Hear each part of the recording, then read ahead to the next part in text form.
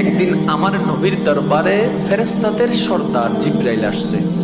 আমার নবী কথায় কথায় বললেন, ইয়া আখি জিব্রাইল, ও আমার ভাই জিব্রাইল, তোমার নাকি 600 ডানা আছে, 600 পাখা আছে। ইয়া রাসূলুল্লাহ, আল্লাহ তোমাকে 600 পাখা দিয়েছেন, তো তুমি কয়টা ব্যবহার করো? বেশি লাগে না, আসমান জমিন ডিউটি করতে একটা হইলে যথেষ্ট। মানে একটা দিয়ে সাফর মারলে হয়ে আছে, বাকি 599 ব্যবহার করা লাগে। আচ্ছা, যার 600টা ডানা আছে তার শরীরটা কত?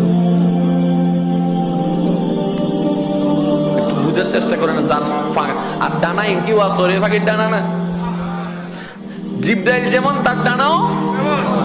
আমার নবী বললেন, জিব্রাইল মনোযোগ, নবী কথা বলছেন নূরের ফেরেশতা সর্দার জিব্রাইলের সাথে। কাদের নবী? আমাদের নবী। আমাদের নবীতে একটু বাপ নিয়ে বলেন না ভাই, কাদের নবী?